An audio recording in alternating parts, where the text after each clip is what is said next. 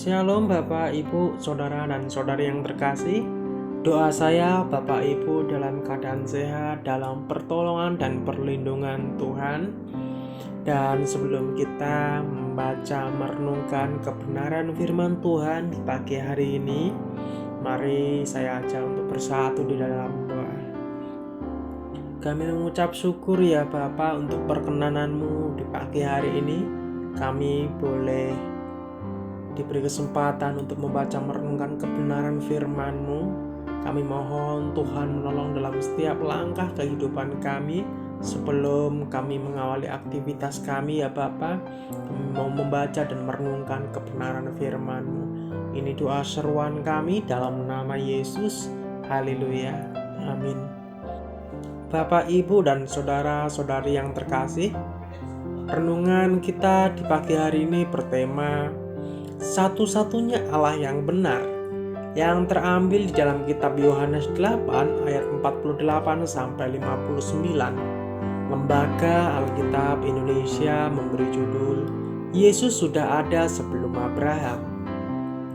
Orang-orang Yahudi menjawab Yesus, "Bukankah benar kalau kami katakan bahwa engkau orang Samaria dan kerasukan setan?"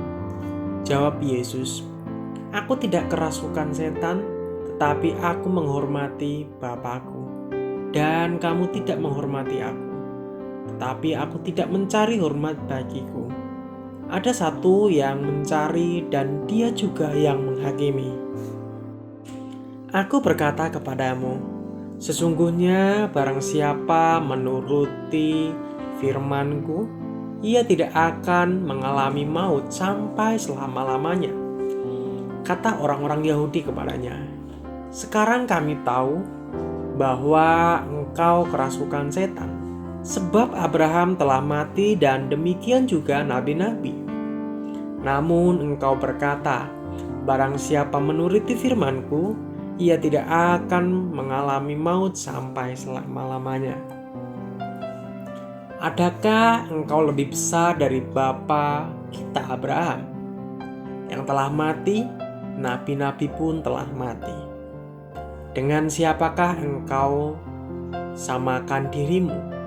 Jawab Yesus, "Jikalau aku memuliakan diriku sendiri, maka kemuliaanku itu sedikit pun tidak ada artinya. Bapakulah yang memuliakan aku. Tentang siapa kamu berkata, Dia adalah Allah kami, padahal kamu tidak mengenal Dia.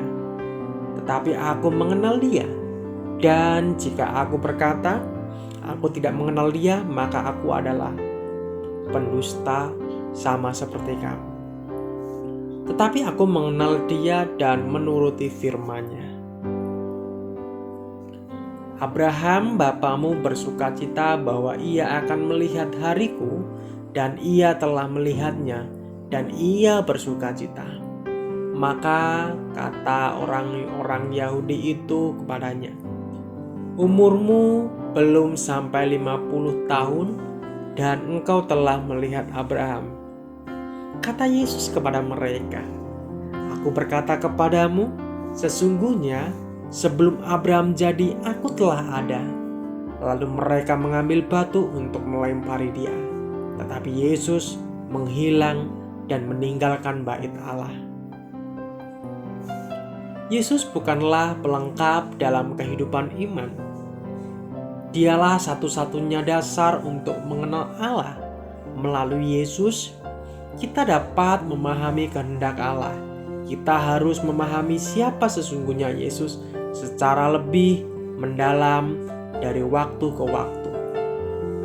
Kita dipanggil untuk mengetahui, mengenal, dan terus mengenal lebih dalam. Tuhan Yesus tidak berubah dari dulu, sekarang, dan selamanya. Ini pengenalan syair lagu sekolah minggu. Ini memperlihatkan bahwa sejak masa kanak-kanak kita sudah dibimbing untuk percaya sepenuhnya kepada Yesus Kristus. Ia adalah Allah yang menyapa manusia.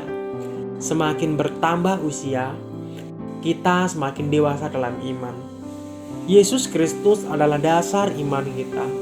Mari mengenalnya lebih dalam selama masih ada waktu. Itulah makna hidup sejati. Dalam Yohanes 17 ayat yang ketiga, Tuhan Yesus berdoa, "Inilah hidup yang kekal itu, yaitu bahwa mereka mengenal Aku, satu-satunya Allah yang benar, dan mengenal Yesus Kristus yang telah Engkau utus." Pribadi yang tak dibatasi. Pribadi yang tidak dibatasi waktu itu. Masuk ke dalam ruang dan waktu supaya kita dapat hidup selamanya. Dia menentukan misi tersebut dengan mati menggantikan kita dan bangkit kembali dari kematian. Karena pengorbanannya itu, kita menantikan masa depan yang tidak terikat oleh waktu. Ketika kelak kita akan mengalami kekekalan bersamanya. Dialah pribadi yang kekal dan tak terbatas oleh waktu. Amin. Mari kita bersatu di dalam doa. Engkau adalah Allah satu-satunya yang kami andalkan, yang kami sapa, yang kami muliakan dalam nama Yesus Kristus.